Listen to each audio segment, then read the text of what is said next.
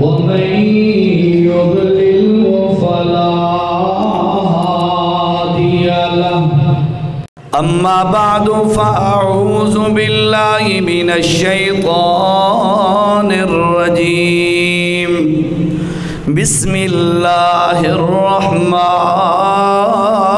الرحيم ولا تباشروهن وأنتم عاكفون في المساجد تلك حدود الله فلا تقربوها صدق الله العظيم. ذی قدر ذی وقار سامعین، آج 18واں روزہ ہے اور ایک دو دن بعد اعتکاف والا عمل انشاءاللہ مسلمانوں نے ادا کرنا ہے، شروع کرنا ہے. اسی حوالے سے چند باتیں آپ کے گوش گزار کرنے کا ارادہ رکھتا ہوں. اللہ حق بات کہہ سکنے کی، سمجھا سکنے کی توفیق نصیب فرمائے، اور اس حق پر اللہ مجھے بھی اور آپ کو بھی عمل کی توفیق نصیب فرمائے. گھروں تو نکلا 20 منٹ پہلے، لیکن آگے تھا دھرنا، ایک راستہ بند تھا، پھر دوسری طرف سے آئے، اسٹیشن چوک بند تھا، پھر پولیس والوں کی منت کی یار میں جمعے سے لیٹ ہو رہا ہوں، پھر بڑی مشکل سے وہاں سے گاڑی نکالی. 12-9-10 منٹ لیٹ ہو گئے، معذرت. کوشش تو ہوتی ہے کہ بندہ ٹائم پہ پہنچ جائے، کوئی نہ کوئی عذر آ جائے تو بندہ لیٹ ہو جاتا ہے. بہرحال آپ نے انتظار کی، معذرت سب کو. اعتکاف کا معنی کیا ہے؟ اعتکاف کتنی قسموں کا ہوتا ہے؟ اعتکاف کی فضیلت کیا ہے؟ اعتکاف کے متعلق چند مسائل، فضائل انشاءاللہ اور بھی بیان کرنے ہیں. سب سے پہلے اعتکاف کا معنی لغوی یہ ہے کہ کسی چیز کو اپنے اوپر لازم کر دینا. اعتکاف کا معنی کسی چیز کو اپنے اوپر لازم کر دینا. شرعی طور پر اعتکاف کا معنی یہ ہوگا کہ اپنے آپ پر بندے کا اپنے آپ پر مسجد کو لازم کر دینا کہ میں مسجد کے اندر اتنا عرصہ اتنا وقت رہوں گا، دنیا کے کام کاج نہیں کروں گا. اس کو شرعی طور پر اعتکاف کہا جاتا ہے. بھائیو، اصل میں رمضان شروع ہوتا ہے نا، تو رمضان کی ابتدا سے اللہ کی رحمتوں کا نزول ہوتا ہے. تو مسلمان جو ہوتے ہیں وہ رحمتوں کو سمیٹنے کے لیے دن رات محنت کرتے ہیں. روزہ رکھا دن کا، رات کی تراویح پڑھی، اس کے بعد صدقے خیرات، دیگر عبادات معمولات جو ہیں وہ انسان اسی لیے اپناتا ہے، اختیار کرتا ہے تاکہ اللہ تعالیٰ کی رحمت کا میں حقدار بن جاؤں. رحمت کا حقدار کون ہوتا ہے؟ میں نے پہلے جمعے پہ آپ کو بتایا تھا.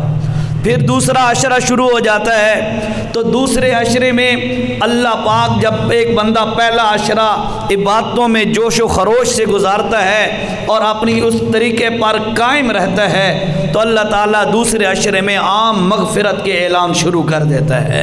بندوں کی معافیاں ہونا شروع ہو جاتی ہیں کہ یار یہ فصلی بٹیرا نہیں ہے کہ 2-4 دن آیا، جوش چڑھا پھر چلا گیا. وہ نہیں ہے، یہ مستقل بندہ ہے جو اللہ کو راضی کرنا چاہتا ہے، روزے رکھ کر اللہ کو راضی کرنا چاہتا ہے، رات کو نماز اور نوافل تراویح وغیرہ ادا کر کے. یہ اللہ پاک جب دیکھتے ہیں تو دوسرے عشرے میں مغفرت کے اعلانات شروع ہو جاتے ہیں. تبھی تو میرے نبی نے فرمایا اوسطہ مغفرۃ، اے میرے امتیو درمیانی عشرہ مغفرت کا ہے. اب جب ایک بندہ پہلا عشرہ ڈٹ کے محنت کرتا ہے، دوسرا عشرے میں مغفرت اپنے گناہ معاف کروا لیتا ہے، اپنے گناہ معاف کروا لیتا ہے. تیسرا عشرہ ہے عتق من النار، جہنم سے چھٹکارے کا. گناہ معاف ہو گئے، ایک بندہ ہے اس سے سزا تو معاف ہو، یعنی گناہ اس کا جرم تو معاف ہو گیا، کیا اس کی سزا بھی ختم ہو گئی یا نہیں؟ تو وہ آخری عشرہ ہے. انسان اپنی سزا اور جو اس کو جہنم کا یعنی حقدار بنا ہوا تھا گناہوں کی وجہ سے، وہ بندہ جب آخری عشرے میں آتا ہے لگاتار 20 دن عبادت عبادتیں کرنے کے بعد اللہ تعالیٰ کے ہاں وہ اس بات کا حقدار بن جاتا ہے کہ اللہ تعالیٰ اس کو جہنم سے آزاد کر دے۔ تو یہ آخری عشرہ آنے والا ہے، بڑا قیمتی عشرہ ہے۔ حضور اکرم صلی اللہ علیہ وسلم پورے رمضان میں ڈٹ کے عبادت کرتے تھے، لیکن جب آخری عشرہ شروع ہوتا اللہ کے نبی صلی اللہ علیہ وسلم خود بھی جاگتے تھے، اپنے گھر والوں کو بھی باقاعدہ جاگنے کا اہتمام کرواتے تھے۔ اس لیے بھائیو آخری عشرہ آنے والا ہے، ہم یہ نہ سمجھیں بھئی بڑی ہو گئی بس جی 18 19 دن 20 دن ہم نے بڑی عبادت کر لی بس کافی ہے نا۔ آخری عشرہ وہ اللہ پاک کی طرف سے جہنم سے آزادی کا ہے، تو انسان جو ہے آخری عشرے میں رات کو ڈٹ کے جاگ کے روزانہ کی بنیاد پہ اللہ کو منانے کی کوشش کرے۔ یہ ہر بندے کے لیے ہے۔ پھر ان میں سے خوش نصیب کچھ ایسے بھی ہوتے ہیں جو کہتے ہیں یار اب آخری عشرہ آ گیا ہے، اب میں رب کو راضی کرنے کے لیے اگر کام دھندے بھی کرتا رہوں گا تو مجھے فل ٹائم نہیں ملے گا رب کو منانے کا، میں سارے کام چھوڑ کے رب کے دروازے پہ آ جاتا ہوں، اللہ کی چوکھٹ کو پکڑ کے دروازے کی کنڈی کو پکڑ کے آ کے بیٹھ جاتا ہوں اور اللہ سے عرض کرتا ہوں مولا تو مجھے معاف نہیں کرے گا، تو مجھے جہنم سے نہیں بچائے گا تو میں واپس نہیں جاؤں گا، میں ایک دن بیٹھوں گا، دوسرا دن بیٹھوں گا، تیسرا دن بیٹھوں گا، حتیٰ کہ 9-10 دن پورے رب کی چوکھٹ پکڑ کے بیٹھا رہوں گا کہ مولا تو معاف نہیں کرے گا تو میں تیرا ہو گیا، تو معاف کرے گا تو تب میں گھر میں جاؤں گا۔ یہ انداز کچھ خوش نصیبوں کو حاصل ہوتا ہے، کچھ خوش قسمت لوگوں کو یہ توفیق آتی ہے کہ وہ آ کے رب کی کنڈی پکڑ کے بیٹھ جاتے ہیں۔ بھائیو ہم بخیل ہیں، ہم کنجوس ہیں، ہم بزدل ہیں، ہم کمزور ہیں، لیکن اگر ہمیں بھی کوئی بھکاری بندہ ہمارا بھی بازو پکڑ لے، قمیض پکڑ لے، ہماری جو ہے قمیض پکڑ لے، بازو پکڑ لے، بھائی نہیں مجھے خیرات دے، مجھے خیرات صدقہ دے، میں لے کے جاؤں گا، لے کے جاؤں گی۔ جب کوئی بندہ فقیر بھکاری جب اس طرح آ کے مجبور کر دیتا ہے بندے کو، بندہ 1-2 منٹ تو کہتا ہے نہیں نہیں 4 منٹ 5 منٹ، بعض بندے ضدی ہوتے ہیں بھائی واپس بھیج دیا، وہ دوسرے دن پھر آ جاتا ہے۔ اس طرح جتنی بھی ہم کریں آخر مجبور ہو کر کچھ نہ کچھ تو دے ہی دیتے ہیں نا، ایسا ہی ہوتا ہے۔ اور میرے بھائیو رب العالمین صرف سخی نہیں ہے، سخیوں کو پیدا کرنے والا ہے، سخاوت کو پیدا کرنے والا ہے۔ جب کوئی بندہ رب کی چوکھٹ پہ آ کے اپنا دھرنا دے کے بیٹھ جاتا ہے کہ مولا تو نہیں دے گا تو میرا یقین ہے اور مجھے کوئی نہیں دے سکتا، جب تو بھی نہ دے اور کوئی دینے والا بھی نہ ہو، بتا میں کہاں جاؤں، میرا کیا حل ہوگا؟ مولا میرا ایمان ہے تیرے علاوہ نہ نبی دے سکتا ہے، نہ فرشتہ دے سکتا ہے، نہ کوئی قبر والا دے سکتا ہے، نہ کوئی بڑا دے سکتا ہے، نہ کوئی بت دے سکتا ہے، نہ کوئی چھوٹا بڑا، کوئی کچھ نہیں دے سکتا، دینے والا معطی اور وہاب تو ہے، مولا میری جھولی کے اندر بھی خیرات ڈال دے، مجھے بھی معاف کر دے۔ جب ایک بندہ رب کی چوکھٹ پہ آ کے بھائیو اس طرح بیٹھ جاتا ہے، یقین کرو، اور پھر وہ 9-10 دن صحیح طریقے سے گزارنے کی کوشش کرتا ہے، اللہ تعالیٰ اس کی زندگی میں انقلاب پیدا کر دیتا ہے، اس کے گناہ معاف ہو جاتے ہیں، اس کو توبہ کی توفیق ہو جاتی ہے، اس کو ایسی عبادتیں نصیب ہوتی ہیں کہ اگر وہ بندہ صرف سویا پڑا ہے، نہ نماز پڑھ رہا ہے اس وقت، نہ وہ اس وقت تلاوت کر رہا ہے، نہ اس وقت وہ جو ہے کوئی اور عبادت کر رہا ہے ذکر و اذکار، صرف اور صرف اعتکاف کرنے والا سویا پڑا ہے، رب کے فرشتے کی قلم پھر بھی چل رہی ہے، یہ عبادت کر رہا ہے۔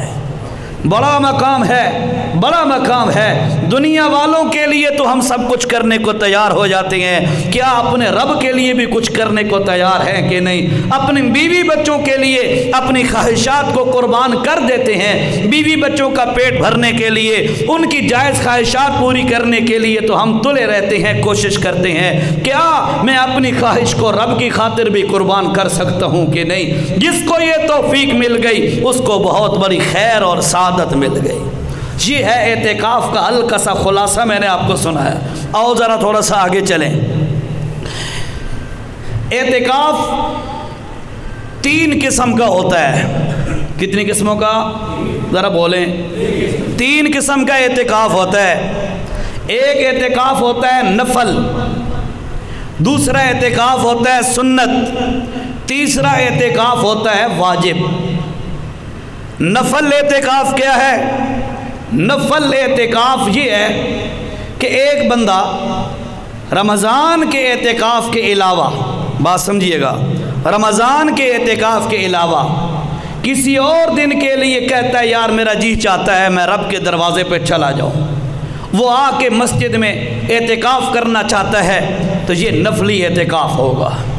یا پھر اس کی دوسری صورت یہ ہے کہ ایک بندہ 10 دن اس کے پاس ٹائم نہیں ہے کہ رمضان میں وہ 10 دن 9 دن پورے اعتکاف کر سکے، اس کے پاس فل ٹائم اتنے چھٹی نہیں ہے، مجبوری ہے، عذر ہے، وہ کیا کرتا ہے؟ کہتا ہے یار میں 3 دن اعتکاف بیٹھ جاتا ہوں، حصہ میرا بھی ڈل جائے گا، میں بھی رب کی چوکھٹ پہ حاضری کا حقدار بن جاؤں گا۔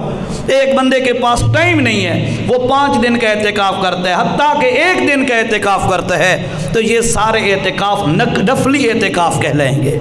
ٹھیک ہے جی، نفلی اعتکاف بھی وہ بھی اسی طرح ہوتا ہے جس طرح آپ رمضان کا اعتکاف کرتے ہیں۔ کیا مطلب؟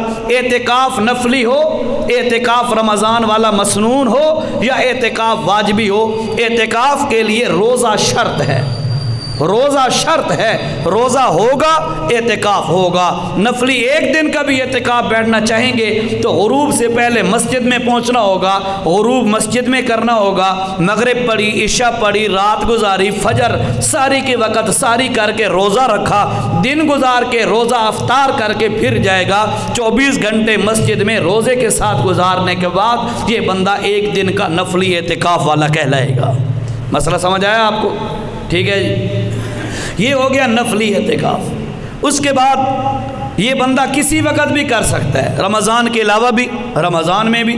مثلا جس طرح آج کا دن ہے، بندہ کہتا ہے یار میرے پاس اور فل ٹائم چھٹی نہیں ہوگی، چلو آج میری چھٹی ہے، یعنی ویکینڈ ہے، فلاں فلاں جو بھی ہے، تو میں یار ایسا کرتا ہوں ہفتے والے دن شام کو مسجد میں چلا جاتا ہوں، رات گزارتا ہوں اور مسجد میں اللہ کے گھر میں رات گزار کے صبح روزہ رکھ کے افطاری کے بعد واپس آ جاؤں گا۔ ایسا بھی ممکن ہے، یہ نفلی اعتکاف ہوتا ہے۔ نمبر دو مسنون اعتکاف۔ اب آپ کے ذہن میں آ رہا ہوگا بھائی عزیر شاہ سر نہیں لائی، سر بھی لگائیں گے لیکن مقصد تو حاصل ہونا، جو مقصود ہے وہ سنیں۔ دوسرا اعتکاف ہوتا ہے مسنون اعتکاف۔ مسنون اعتکاف وہ ہے جو رمضان میں بیٹھا جاتا ہے، رمضان کے آخری 10 دنوں میں 9 دنوں میں، جو آخری عشرے میں جو بیٹھا جاتا ہے، یہ مسنون اعتکاف ہے۔ سب کو پتہ ہے کہ بندہ آ جاتا ہے اور 20 روزے کی شام کو اور یہاں آ کر جو ہے غروب سے پہلے پہنچنا ضروری ہے، اور غروب ادھر مسجد میں کرنا ہے اور افطاری مسجد میں کر کے آگے جو ہے اس کا اعتکاف شروع ہو جائے گا۔ تو یہ مسنون اعتکاف ہے، اس کے لیے بھی روزہ شرط ہے۔ اگر ایک بندہ روزہ نہیں رکھ سکتا تو وہ بندہ اعتکاف نہیں بیٹھ سکتا۔ ٹھیک ہے جی۔ اور تیسری قسم ہے واجب اعتکاف کی۔ واجب اعتکاف وہ ہوتا ہے ایک بندے نے کوئی منت مانی ہوئی ہے کہ مولا اگر میرا مسئلہ فلاں حل ہو گیا تو اس کے بدلے میں 1 یا 2 یا 4 یا 5 جتنے دن کے بارے میں کہتا ہے کہ یا اللہ میں تیرے گھر میں اعتکاف بیٹھوں گا۔ اب یہ اعتکاف جب اس کا مسئلہ حل ہو جائے گا تو یہ اعتکاف اس پر واجب ہو جائے گا۔ احکامات سب کے ایک ہی ہیں، نفلی ہو، مسنون ہو یا واجب ہو، سب کے لیے روزہ بھی شرط ہے، مسجد کا ہونا بھی شرط ہے۔ مسجد کا ہونا کیسے شرط ہے؟ یہ بھی خطبے میں نے آیت پڑھی ہے، وَأَنْتُمْ عَاكِفُونَ فِي الْمَسَاجِدِ، کہ مسجد میں ہی آپ کو اعتکاف کرنا ہوگا، مسجد کے علاوہ کسی خانقاہ پہ، مسجد سے ہٹ کر جو خانقاہ ہے اس پر، یا کسی قبر پر، کسی مزار پر چلہ کاٹنے کے لیے یا بیٹھات اعتکاف کی نیت فلاں، یہ سارے اعتکاف باطل ہیں، شریعت کی نظر میں ان کی کوئی اصل نہیں ہے۔ اعتکاف کے لیے قرآن کی آیت ثابت نص موجود ہے، فرمایا وَأَنْتُمْ عَاكِفُونَ فِي الْمَسَاجِدِ، اعتکاف تمہارا مسجد میں ہی ہوگا۔ ٹھیک ہو گیا جی، یہ 3 قسم کے اعتکاف ہو گئے۔ اب دیکھو ذرا، ایک بندہ اپنا کام کاج چھوڑ کر اللہ کے دروازے پر کیوں بیٹھا ہے؟ تاکہ میرا رب راضی ہو جائے، اس لیے بیٹھا ہے نا، تاکہ رب راضی ہو جائے۔ اور ذرا حدیث سنو، میرا رب کہتا ہے جب کوئی بندہ میری طرف آتا ہے تو میں اس کے ساتھ کیا معاملہ کرتا ہوں۔ اللہ کے نبی علیہ السلام نے فرمایا، قال النبی صلی اللہ علیہ وسلم من تقرب الی شبرا، جو بندہ میں اللہ کی طرف ایک بالش بڑھتا ہے، آگے آتا ہے، ایک گٹھ ایک بالش جو میری طرف بڑھتا ہے تقربت الیہ ذراع، بندہ ایک بالش باریک چنگلی سے انگوٹھے تک، یہ جو بالش ہے یا اس طرح بھی بالش ہوتی ہے، اس بالش کی مقدار میں جو بندہ اللہ کی طرف بڑھتا ہے، اللہ نے فرمایا تقربت الیہ ذراع، میں اللہ پاک اس کی طرف ایک گز بڑھ جاتا ہوں۔ اللہ کی رحمت دیکھو، بندہ بڑے صحیح اللہ کی طرف گھر سے قدم اٹھا کے مسجد کی طرف آنا چاہتا ہے، اللہ فرماتے ہیں من تقرب الیہ، او لوگوں جو میری طرف بڑھنا چاہے، میرا قرب حاصل کرنا چاہے، الیہ شبرن، میری طرف ایک بالش کی مقدار میں آنا چاہے، تقربت الیہ ذراع، میں اس کی طرف ایک گز بڑھ جاتا ہوں، اور من تقرب الیہ ذراع تقربت الیہ باع، جو بندہ میری طرف ایک گز بڑھ کے آئے میں 2 گز بڑھ کے جاتا ہوں۔ آگے دیکھیے نا ذرا، اللہ کے نبی علیہ السلام نے فرمایا اسی حدیث میں کہ میرا رب کہہ رہا ہے من تقرب الیہ، او لوگو جو بندہ میری طرف چل کے آتا ہے، فرمایا تقربت الیہ ہرولتن، میں اللہ کی رحمت دوڑ کے اس بندے کو سینے سے لگا لیتی ہے۔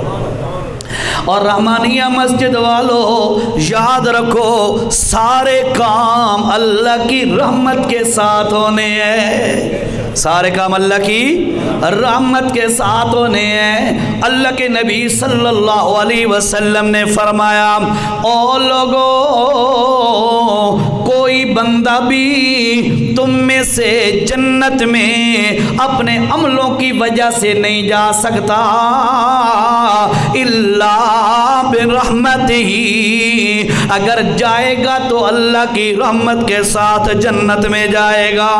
صحابہ کرام نے عرض کیا ولا انت یا رسول اللہ، کیا آپ بھی یا رسول اللہ اپنے عملوں کی وجہ سے جنت میں نہیں جائیں گے؟ اللہ کے پاک پیغمبر نے فرمایا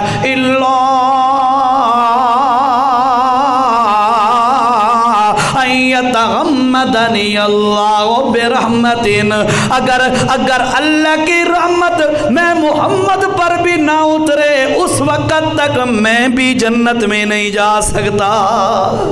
حدیث بتلا رہی ہے کام سارے ہونے اللہ کی رحمت کے ساتھ ہیں۔ پھر سوال پیدا ہو گیا، توجہ ہے آپ کی، توجہ فرمائے، سوال کر کے جواب بتاتا ہوں آپ کو۔ سوال پیدا ہو گیا یار اگر رحمت سے کام بننا ہے، اللہ کے فضل سے کام بننا ہے، پھر ہمیں عمل کرنے کی ضرورت کیا ہے؟ پھر کیوں روزہ رکھ رہے ہیں؟ پھر کیوں 5 وقت کی نمازیں؟ پھر کیوں لاکھوں روپے لگا کر حج عمرہ؟ پھر کیوں یہ قربانیاں اور صدقے زکاتیں خیراتیں جہاد؟ یہ سارے اعمال بندے کیوں کرتے ہیں؟ جب بیڑا پار اللہ کی رحمت سے ہونا ہے تو یاد رکھیے نا، اس کا جواب یہ ہے کہ یہ جو عمل کرتے ہیں یہ اللہ کی رحمت کو جوش دلانے کے لیے کرتے ہیں، تاکہ رب کی رحمت کو جوش آ جائے اور رب العالمین ہمارا بیڑا پار فرما دے۔ توجہ سے سنیے گا ذرا، اگر عملوں کے بل بوتے پر، توجہ سے سننا ذرا، عملوں کے بل بوتے پر، عملوں کی وجہ سے بندہ جنت میں جانا ہوتا تو یاد رکھیے قیامت کے دن اللہ پاک بندے کے اعمال گنوا لے گا، لیکن نہیں، قیامت کے دن اعمال گنے نہیں جائیں گے۔ قرآن بار بار کہتا ہے فَمَنْ ثَقُلَتْ مَوَازِينُهُ، جس بندے کا نیکیوں والا پلہ بھاری ہو گیا، گناہوں والا وَمَنْ خَفَّتْ مَوَازِينُهُ، جس بندے کا گناہوں والا پلڑا ہلکا ہو گیا۔ مفسرین کرام نے لکھا ہے کہ بھاری اور ہلکا ہونا یہ تولتے وقت ہوتا ہے، کیا مطلب ہے؟ کیا क़यामत के दिन आमाल गिने नहीं जाएंगे, आमाल तोले जाएंगे। और आमाल तुलेंगे कि पैमाना क्या होगा? फरमाया आमाल के लिए पैमाना होगा बंदे का इखलास। जितना अमल में इखलास ज़्यादा होगा उतना बंदे का अमल वज़नी होगा। और अगर इखलास से किया जाने वाला एक भी अमल नसीब हो गया, यकीन करें अल्लाह पाक बंदे का बेड़ा पार कर देगा। मशहूर वाक़या है, पहले भी कई दफ़ा सुना है। बहुत बड़े मुहद्दिस दुनिया से रुखसत हुए, फौत हुए। फौत होने के बाद तवज्जो कीजिएगा ज़रा, अल्लाह के यहाँ आमाल गिने नहीं जाएंगे, आमाल तोले जाएंगे। अब वो जो है शेखुल हदीस साहब फौत हो गए, बहुत बड़े मुहद्दिस फौत हो गए। फौत होने के बाद वो रसा में से किसी को ख्वाब में ज़ियारत हुई। पूछा हज़रत क्या गुजरी आप पर, कैसा मुआमला किया अल्लाह ने आपके साथ? फरमाने लगे जब मैं अल्लाह की अदालत में पहुंचा तो अल्लाह ने फरमाया एक दिन तू हदीस लिख रहा था, लिखने के लिए अपने कलम को दवात के अंदर तूने डबो कर निकाला, निकालते हुए उस पर एक मक्खी उस स्याही को पीने के लिए बैठ गई। तेरे जी में आया यार ये अल्लाह की मखलूक है, हो सकता है प्यासी होगी, ये पी लेगी उड़ जाएगी, तब जाके मैं अगला काम लिखूंगा। वो ख्वाब में कहते हैं अल्लाह पाक ने फरमाया ऐ शेखुल हदीस साहब तेरी यही अदा हमें पसंद आ गई। वहाँ तो बहाने चाहिए, वहाँ तो बहाने चाहिए, उसी बहाने तलाश करने के लिए ये बातें की जाती हैं, सदके किए जाते हैं। हो सकता है रब इससे राज़ी हो जाए, सजदे किए जाते हैं, हो सकता है रब इससे राज़ी हो जाए। एतिकाफ वाला अमल किया जाता है और रब की चौखट पे बैठकर रब की रहमत को जोश दिलाने के लिए बंदे आ जाते हैं। हो सकता है रब की रहमत को जोश आ जाए और हमारा बेड़ा पार हो जाए। यही है वो एतिकाफ। फरमाया तुम आकिफून फिल मसाजिद, और लोगों तुम मस्जिदों में ही एतिकाफ बैठा करो। एतिकाफ वाला वो अल्लाह का मेहमान है। रहमानिया मस्जिद वालों ये जुमला सुनना तवज्जो से, एतिकाफ पर बैठने वाला नहीं। पहले बात, मेरे घर में आने वाला, मेरी बैठक में बैठने वाला, मेहमान खाने में बैठने वाला वो मेरा मेहमान है। उसकी कदर करना, उसकी ज़ियाफ़त करना, उसकी मेज़बानी करना, मेहमान नवाजी करना ये मेरी ज़िम्मेदारी है। जो रब का मेहमान बन जाए, हाय हाय हाय, जो रब का मेहमान बन जाए, रब की चौखट पे आके बैठ जाए। अल्लाह के नबी अलैहिस्सलातु वस्सलाम ने फरमाया ये वो जगह है, मस्जिद वो जगह है, अहब्बुल बिलाद इलल्लाह मसाजिदुहा व अबग़ज़ुल बिलाद इलल्लाहि अस्वाक़ुहा। इस धरती पर सबसे बुरे तरीन अल्लाह की नज़र में जो मकाम है वो बाजार हुआ करते हैं, और अल्लाह की नज़र में इस धरती पर सबसे बेहतरीन जो जगह हैं वो मस्जिदें हैं। अल्लाह की बेहतरीन जगहों पर आकर एक बंदा बैठ जाता है। आगे सुने जी, इधर बैठा है, निकम्मा नहीं बैठा, कुरान पढ़ रहा है, قرآن سیکھ رہا ہے، سنت سیکھ رہا ہے، حدیث سیکھ رہا ہے، شریعت سیکھ رہا ہے۔ اللہ کے نبی صلی اللہ علیہ وسلم نے فرمایا، او لوگو، جو بندہ اللہ کے گھروں میں سے کسی گھر کے اندر بیٹھ کر اللہ کا قرآن سیکھ لے، اللہ کا دین سیکھ لے، اللہ کے نبی نے فرمایا حفتہم الملائکہ، فرشتے آ کر ان کے آس پاس دائرہ بنا کر بیٹھ جاتے ہیں، دائرہ بنا کر اس مجلس والوں کے آس پاس بیٹھ جاتے ہیں۔ غشیتہم الرحمہ، اور اللہ کی رحمت ان کو سمیٹ لیتی ہے، ڈھانپ لیتی ہے۔ اللہ، یہ اللہ کے مہمان ہیں جو اللہ کے در پہ آ کے بیٹھے ہیں اور رب کو پکار رہے ہیں، روزے میں بھی عبادت، تراویح میں بھی عبادت، دیگر معمولات میں بھی عبادت۔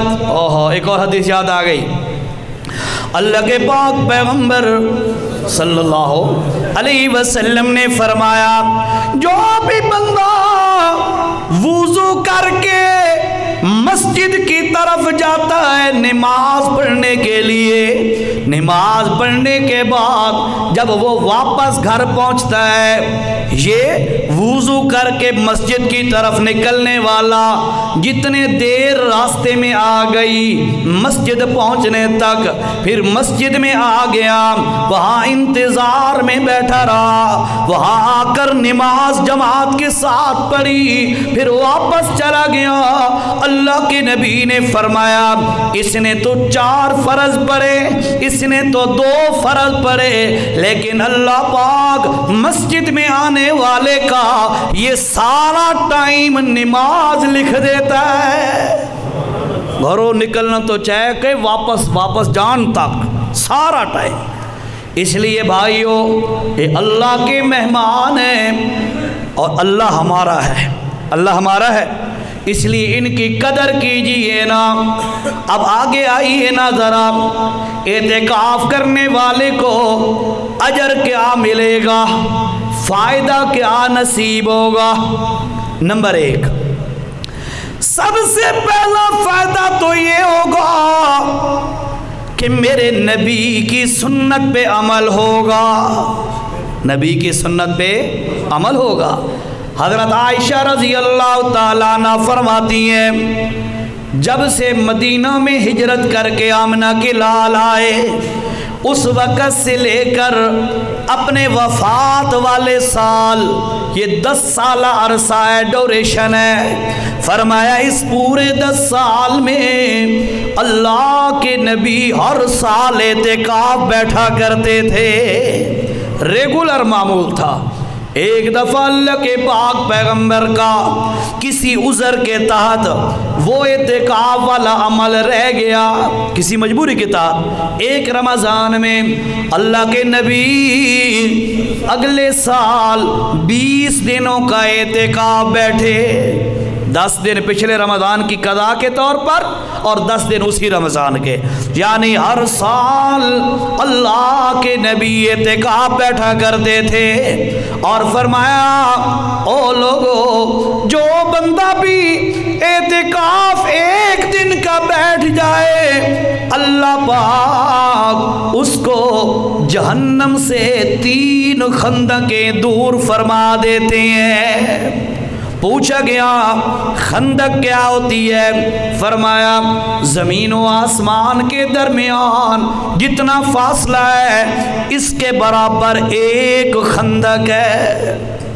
سوچنے کی بات ہے، بے شک پرلے درجے کا گناہگار بھی کیوں نہ ہو، جب رب کا مہمان بن کر رب کی چوکھٹ پہ بیٹھ جاتا ہے، یقین کیجئے اللہ کا پیارا بن جاتا ہے، اللہ کا محبوب بن جاتا ہے۔ اس لیے آپ کے علاقے سے جتنے بھی خوش نصیب چاہے کوئی اس مسجد کا متعلقین میں سے ہے یا کسی اور مسجد کا متعلق ہے، اگر اس کو اللہ پاک یہ توفیق عطا فرما دیتے ہیں تو یاد رکھیں یہ اس کی خوش نصیبی ہے۔ فرمایا جس بندے پر اللہ پاک رحمت کی نگاہ فرماتے ہیں اسے اپنے گھر بلا لاتے ہیں۔ یہ رب کے بڑے پیارے لوگ ہوتے ہیں، دیکھنے میں وہ ہمارے جیسے ہیں لیکن حقیقت میں رب کے ہاں ان کی بڑی قیمت ہے۔ ورنہ ہر بندہ بیٹھ جاتا نا، کتنے بیٹھے ہیں ہم میں سے ہر بندے کو یہ نصیب ہو جاتا، لیکن نہیں، کچھ خوش نصیبوں کو یہ سعادت ملتی ہے۔ تو یہ کیوں مل رہی ہے؟ رب کی رحمت متوجہ ہو گئی۔ اس لیے اپنے آپ کو اس بات کا اہل بنواؤ کہ یار میں رب العالمین کے در پہ بیٹھنے کا اہل بن جاؤں۔ کیسے بنوں گا؟ اس کے لیے محنت کرو، قربانیاں دو۔ اللہ پاک کسی کی قربانی کو ضائع نہیں کرتا۔ ہاں بعض دفعہ یوں ہوتا ہے گھر کا ایک بندہ بیٹھ رہا ہے، دوسرے کا پیچھے ہونا ضروری ہے، تو وہ ایک عذر ہے، مجبوری ہے۔ انشاءاللہ اگر یہ اعتکاف والے کا پیچھے گھر کا بھی خیال رکھے گا تو اللہ تعالیٰ اس کو بھی پورا اجر عطا فرمائے گا، لیکن کم از کم اہتمام تو کرے نا بیٹھنے کا۔ اور یہ بھی یاد رکھے عورتوں کا اعتکاف یہ مسجد میں نہیں ہوگا۔ آپ کو پتہ ہے عورتوں کا اعتکاف خواتین کا گھروں کے اندر ہوتا ہے۔ عورتیں گھر کے اندر اعتکاف بیٹھ سکتی ہیں۔ بعض عورتوں کو 10 دن کا ٹائم نہیں ملتا، وہ 2 دن کا بیٹھ جائیں، 3 دن کا بیٹھ جائیں، 1 دن کا بیٹھ جائے، جتنی اللہ توفیق دے دے، جتنی فرصت ملے گھر کے اندر وہ بھی اہتمام کر لے۔ امام ابو حنیفہ رحمہ اللہ کے نزدیک عورت کا اعتکاف مسجد کے بجائے گھر میں یہ بہتر ہے، اور باقی ائمہ فرماتے ہیں کہ عورت کا اعتکاف نہیں ہے۔ لیکن بہرحال مختصر یہ ہے کہ ہمارے ہاں الحمدللہ عورتیں بیٹھتی ہیں، ان کو یہ ماحول دینا چاہیے کہ بھائی تو میری بیوی ہے، تو میری بیٹی ہے، میری ماں ہے، بہن ہے، کوئی بھی ہے، تمہیں میں کہتا ہوں کہ تو ٹائم نکال اور گھر کا سسٹم اوکھا سوکھا چل جائے گا، اور تو گھر میں جا کر اعتکاف بیٹھ جا اتنے دن، تو اس کو بھی بیٹھنے کی ترغیب دیں تاکہ اس کے دل میں بھی اللہ کی قدر آئے اور اس کے دل میں بھی آئے کہ میں نے اللہ کو منانا ہے۔ بھائیو یاد رکھو، آپ کا بھی تجربہ ہوگا، ہمیں بھی تھوڑی بہت یہ شدھ بدھ آ گئی ہے دیکھنے سے، تجربات سے، سننے سے، کہ جس گھر کی عورت نیک ہوتی ہے اس گھر کا پورا گھرانہ ہی نیک ہوتا ہے، اور اگر کسی گھر کی عورت نیک نہ ہو تو بھائیو یاد رکھو اس گھر کا گھرانہ ویران ہوتا ہے، دین سے خالی ہوتا ہے۔ یہ پکی بات ہے۔ عورت اولاد سب سے زیادہ جس چیز کو کاپی کرتی ہے وہ ماں ہے۔ آپ دیکھو ماں عورت جو ہے اس کے ذمہ نہ جہاد ہے، نہ جمعہ ہے، نہ اور کوئی لمبی چوڑی ذمہ داریاں ہیں۔ قرآن کہتا ہے وَقَرْنَ فِي بُيُوتِكُنَّ وَلَا تَبَرَّجْنَ تَبَرُّجَ الْجَاهِلِيَّةِ الْأُولَىٰ، اے عورتوں اپنے گھروں میں بیٹھی رہو، وَأَقِمْنَ الصَّلَاةَ، نماز قائم کرو، وَآتِينَ الزَّكَاةَ، اور زکوٰۃ ادا کرو، وَأَطِعْنَ اللَّهَ وَرَسُولَهُ، اللہ اور اس کے رسول کی تابعداری میں زندگی گزارو۔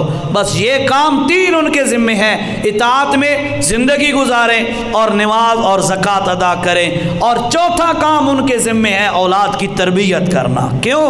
اولاد اگر ماں کو عورت کو اور مشاغل میں پھنسا دیا جائے گا، اس کی اپنی اولاد کی تربیت رہ جائے گی، اولاد اور نسل بگڑ جائے گی۔ شریعت نے اس کا لحاظ رکھتے ہوئے عورت کی ذمہ داری صرف یہی بنائی ہے کہ وہ وَقَرْنَ فِي بُيُوتِكُنَّ، اپنے گھر کے اندر وہ رہتی رہے اور اپنا نماز روزہ کرے، اور اس کے بعد جو ہے اولاد کی اصلاح اور تربیت اچھے طریقے سے کرے۔ تو ان کو بھی بشد ضرورت ہے، جب اولاد کی اپنی بیوی کی عورت کی تربیت اپنی نہیں ہے وہ اولاد کی کیا کرے گی۔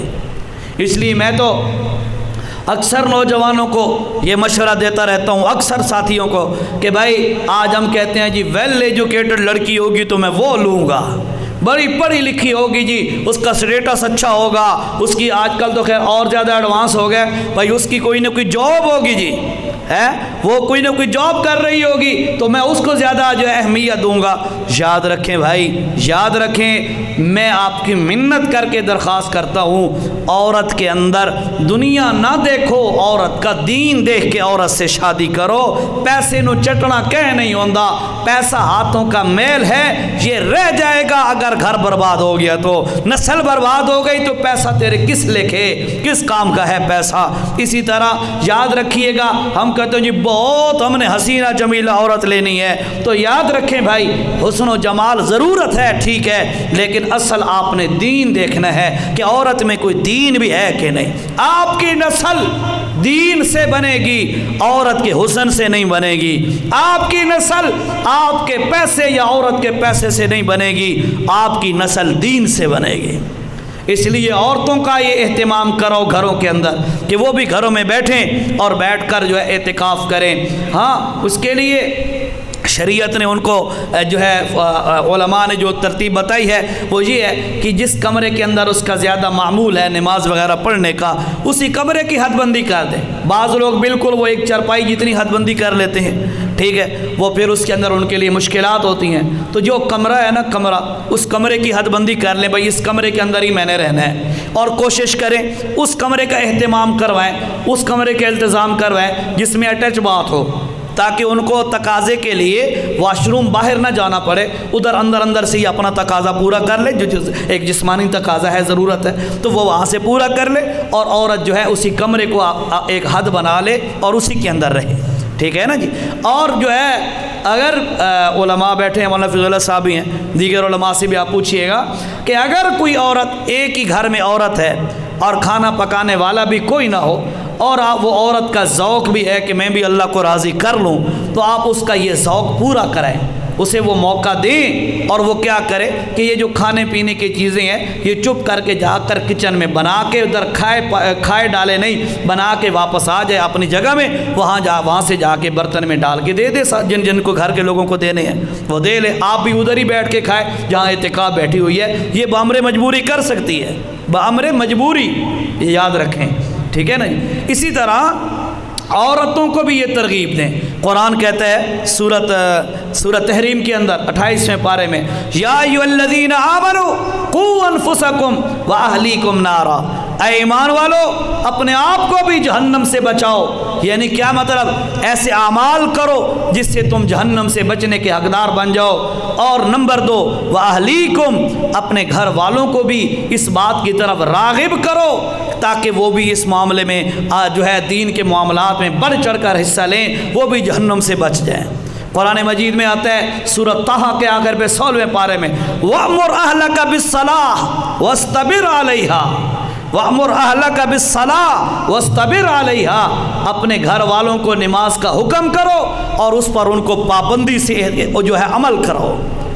بھائی یاد رکھیں یہ ہماری ذمہ داریاں ہیں، اس لیے اگر کسی کے گھر میں آپ کی بیٹی، آپ کی بہن، آپ کی بیوی، آپ کی ماں، کوئی بھی وہ اس بات کی خواہش مند ہے کہ میں جو ہے اعتکاف بیٹھوں، تو آپ تھوڑی سی تکلیف برداشت کر لیں، تھوڑی سی تکلیف آئے گی آپ کو۔ مثال کے طور پہ گھر میں بڑی عورت ایک ہی ہے، وہ اعتکاف بیٹھنا چاہتی ہے، باقی مسئلہ تھوڑا سا درہم برہم ہو جائے گا، ڈسٹرب ہوگا معاملہ گھر کا، خیر ہے یار 5-7 دن 10 دن نہ صحیح، پورے زندگی تھوڑی عیاشی کی ہے، تھوڑا سا ڈسٹرب ہوگا بھی صحیح تو میں خود کر لوں گا۔ ایسا اہتمام کیا جا سکتا ہے اگر ہم تھوڑی سی کوشش کریں، ہم نے گھر والوں کو بھی جہنم سے بچانا ہے۔ اس کی بڑی فضیلت ہے بھائی اعتکاف کی، تو میں نے آپ کو بتایا کہ جہنم سے اللہ پاک 3 خندقیں بندوں کو دور کر دیتے ہیں۔ حضور اکرم صلی اللہ علیہ وسلم کی مدنی زندگی کی ہمیشہ کی سنت رہی ہے۔ اور اس کے بعد جو بندہ اعتکاف کر کے اللہ کے دروازے پہ آ کے بیٹھ جاتا ہے، وہ ضرور کوئی نہ کوئی خیرات لے کے جاتا ہی ہے، محروم نہیں جاتا اللہ کے دروازے سے۔ آج تک کوئی کافر بھی رب کے دروازے پہ آیا ہو اور محروم چلا جائے، ایسا نہیں ہوا، اس کو اللہ دیتا ہے کیونکہ اللہ پاک دینے والا ہے۔ تو ہم تو مسلمان ہیں الحمدللہ بھائی، اس لیے اس بات کا خوب اہتمام کریں۔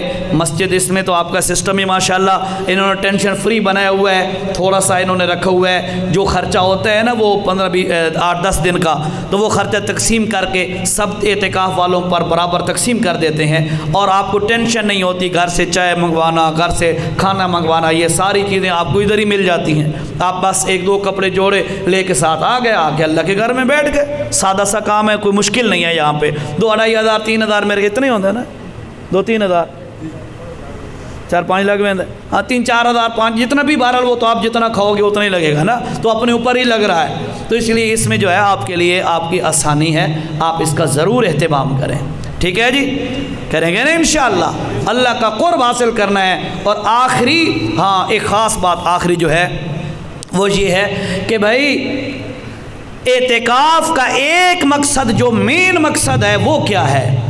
آخری حدیث سنو پھر بات ختم کرتا ہوں، ٹائم پورا ہونے والا ہے۔ حضور اکرم صلی اللہ علیہ وسلم نے فرمایا رمضان کا پہلا عشرہ میں اعتکاف بیٹھوں گا۔ آپ علیہ السلام پہلا عشرہ اعتکاف بیٹھے، جب پہلا عشرہ مکمل ہوا تو آپ علیہ السلام نے فرمایا میں دوسرا بھی عشرہ اعتکاف بیٹھتا ہوں۔ دوسرا عشرہ بھی اعتکاف بیٹھے، مکمل ہونے لگا، اللہ کے نبی صلی اللہ علیہ وسلم نے ترکی خیمہ لگا، وہ حدیث کے الفاظ ہیں، اس میں سے آپ صلی اللہ علیہ وسلم نے سر مبارک باہر نکالا اور فرمایا جس چیز کی تلاش میں نے 20 دن اعتکاف کیا ہے وہ چیز مجھے 20 دنوں میں نہیں ملی، وہ آخری عشرے میں ہے، لہٰذا میں آخری عشرہ بھی اعتکاف بیٹھوں گا، جس نے بیٹھنا ہو وہ بھی بیٹھ جائے۔ تو اللہ کے نبی آخری عشرہ بھی اعتکاف بیٹھے۔ اب وہ کیا تلاش تھی نبی علیہ السلام کو؟ کس چیز کو تلاش کرنے کے لیے نبی علیہ السلام نے پورا مہینہ رب کے گھر میں گزار دیا؟ تو بھائیو یاد رکھیں وہ تھا شب قدر، لیلۃ القدر، شب قدر، اس کی تلاش میں اللہ کے نبی نے اعتکاف فرمایا پورا مہینہ۔ تو یعنی اصلاً جو مقصد ہے اعتکاف کا کہ وہ جو رات جو آخری عشرے میں ہے اس رات کی عبادت بندے کو نصیب ہو جائے، اور اعتکاف بیٹھنے والا اس کو تو ہر صورت میں وہ عبادت نصیب ہوتی ہے۔ کیسے؟ اعتکاف والا سویا بھی پڑا ہے نا رات کے وقت، چونکہ اللہ کے گھر میں اعتکاف اور عبادت کے اندر ہے تو یہ عبادت اس کو نصیب ہو گئی نا لیلۃ القدر کی۔ یہ کم سے کم درجہ بتا رہا ہوں، لیکن سونے کے لیے تو بندہ نہیں آتا، 8-10 دن ہی بندہ نکال کے آئے، وہ بھی بندہ سو کے گزارے یا گپوں شپوں میں گزارا، تو یہ تو بالکل گری ہوئی بات ہے۔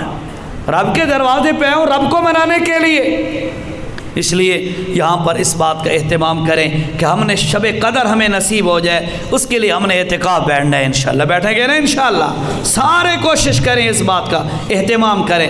اور جو بندے اعتکاف نہیں بیٹھ سکتے ان سے میری گزارش ہے، نبی علیہ السلام کا معمول تھا آپ صلی اللہ علیہ وسلم آخری عشرے میں خود بھی جاگتے تھے سارا عشرہ اور گھر والوں کو بھی جگاتے تھے۔ اب ہمارے ہاں کیا ٹرینڈ آ گیا ہے بھئی زیادہ سے زیادہ جو دیندار بننے کی کوشش کرتا بھی ہے نا تو وہ 27ویں کی رات مسجد میں آ کے جاگنا شروع کر دیتا ہے۔ بھائی شریعت کا مزاج یہ نہیں ہے، میں بات کرنے لگا ہوں میری بات کو سمجھیے گا، اگر آپ کو غلط لگے مجھے بتائیے گا بھئی یار تو نے غلط بات کی ہے، لیکن اگر اچھی لگے سمجھ میں آ جائے تو خدا را اس پہ عمل کر لینا۔ بات سمجھیے گا، شریعت کا مزاج یہ نہیں ہے کہ بندے اکٹھے ہو کے مسجد میں راتیں جاگیں، شریعت کا یہ مزاج نہیں ہے۔ اچھا ایک سوال کا جواب تو دو، راتوں کو جاگنا تاک راتوں میں یہ فرض ہے یا نفل ہے؟ نفلی عبادت ہے کہ فرضی عبادت ہے؟ نفلی عبادت ہے۔ شریعت کا مزاج یہ ہے کہ نفلی عبادت چھپ کر اور گھر میں کی جائے۔ آپ کہیں گے کیسے؟ میں بتاتا ہوں، آپ سب کو مسئلے کا پتہ ہے، فرض نماز با جماعت مسجد میں پڑھنا افضل، سنن اور نوافل وغیرہ گھر میں پڑھنا افضل ہے۔ پتہ ہے نا آپ کو مسئلے کا ہے۔ اس کا مطلب یہ ہے شریعت یہ کہتی ہے کہ جو فرضی عبادت ہے وہ تو اعلانیہ کرو، لیکن نفلی عبادتیں جتنے بھی ہیں وہ چھپ چھپا کے کرنی چاہیے۔ اب اگر مسئلے کا پتہ چل گیا ہے تو یقیناً ہمیں یہ بھی پتہ ہے کہ راتوں کو جاگنا یہ نفلی عبادت ہے، تو نفلی عبادت گھر میں چھپ کے کرنی چاہیے۔ یہ تو نہیں ہے کہ بندہ مسجد میں آ کے گپیں ہو رہی ہیں، کھانے چل رہے ہیں، بوتلیں چل رہی ہیں، چائے چل رہی ہے، یہ ساری جو ہے رات گزر رہی ہے، تھوڑی سی تسبیح۔ نہیں بھائی نہیں، اللہ کے گھر میں ٹھیک ہے، ہم اللہ کے گھر سے منع نہیں کرتے، یہ اللہ کا گھر ہے، لیکن اصلاً شریعت کا مزاج یہ ہے کہ نفلی عبادت گھر میں چھپ کے کی جائے۔ اب ہم کیا کہتے ہیں جی؟ ہم کہتے ہیں جی گھر میں اگر بندہ عبادت کرے تو وہ تو 2-4 نفل پڑھے گا، 1 آدھ سپارہ پڑھے گا اور نیند آ جائے گی، بستر نظر آ رہا ہے، اسے تو نیند آ جائے گی، وہ تو سو جائے گا، مسجد میں تو پوری رات جاگتا رہے گا۔ تو یاد رکھیے گا وہ 2-4 نفل جو نصیب ہو گئے نا، یا 2-4 آیتیں یا 2-4 سپارے قرآن کے، یا جو تھوڑی بہت ذکر اذکار کی گھر کے اندر جو توفیق ہو گئی، جس میں نہ ریاکاری ہے، نہ دکھلاوا ہے، نہ کسی کے ساتھ کوئی پریشانی ہے، چھپ چھپا کے رب کے لیے جو تنہائی میں تھوڑی سی بھی عبادت نصیب ہو گئی، یقین کرے وہ پوری رات سے زیادہ بہتر ہے۔ بات سمجھ آئی؟ وہ کیوں کہ اس میں اخلاص ہے۔ ادھر عزیر کھڑا ہے، 2 رکعت نفل پڑھے، پھر 2 نفل پڑھے، دل میں آئے گا، ساتھ والے کہیں گے واہ بھائی واہ، عزیر شاہ نفل پڑھ رہا ہے بھائی، ہے قرآن پڑھ رہا ہے عزیر، فوراً خیال آ جائے گا، ساتھ والے تعریف کریں گے یار عزیر تو آج اتنا قرآن پڑھ رہا ہے بھائی۔ ریاکاری کا خطرہ ہے نا خطرہ۔ گھر میں بیٹھا ہے، بیوی تو ڈٹھا ہوا ہوتا ہے نا بندے نو، بیوی نے تو دیکھا ہوتا ہے نا، بیوی کے سامنے تو بندہ نہیں کر سکتا نا ایسی باتیں۔ وہ پتہ ہو کہتے مجھے پتہ ہے سارا، مجھے سارا پتہ ہے، اور پھر بات ٹائم اوور ہو گیا ہے۔ وہ مشہور بات ہے نا، وہ پیر صاحب جو ہے، ایک پیر صاحب تھے، ان کی بیوی ان کی پیری بالکل تسلیم نہیں کرتی تھی، بالکل تسلیم، اور بیویاں مانتی بھی نہیں ہیں مردوں کے فضائل، اپنے خاوند کی فضیلت اور اپنے خاوند کا مقام عورت کبھی بہت کم ہی مانتی ہے۔ بہرحال تو وہ پیر صاحب تھے، ان کی زوجہ محترم ابھی نہیں مانتی تھی ان کی کرامات کو۔ ایک دن وہ نا دن کے وقت اچانک بیوی نے دیکھا کوئی ایک بندہ ہوا میں اڑ رہا ہے، تو شام کو پیر صاحب گھر ہے، اسے کہ تو ہی پیر بنا دے، پیر انجے ہوتا ہے۔ اسے کہا کیسے ہوتا ہے؟ میں نے کہا پیر ایسے ہوتا ہے جو ہوا میں نے اڑتا دیکھا۔ اس نے کہا ہوا میں اڑ رہا تھا نا پیر؟ اس نے کہا میں تھا۔ اس نے کہا اچھا تبھی میں کہہ رہی تھی ٹیڑھا اڑ رہا ہے۔ کہاں مانتی ہیں بیویاں بھائی؟ بیوی کے سامنے بندہ وہ شوخیاں نہیں مار سکتا، بیوی کے سامنے بندہ ریاکاری بھی نہیں کر سکتا، اس سے واسطے گھر عبادت کرنی ہے، ٹھیک ہے؟ تو ایک 27ویں کی شب نہیں، آخری عشرہ شروع ہو آخر تک ہر رات میں آپ کچھ نہ کچھ عبادت میں حصہ ڈالیں، ضرور ڈالیں، 2 رکعت پڑھ لیں، 4 پڑھ لیں، تھوڑی سی تلاوت ہر روز معمول بنا لینا، انشاءاللہ آپ کو بڑا فائدہ پہنچے گا۔ کریں گے انشاءاللہ؟ اچھا آخر پہ یہ بیان سے ہٹ کے ایک بات وہ یہ ہے، وہ آپ کی ویلفیئر کی بات ہے۔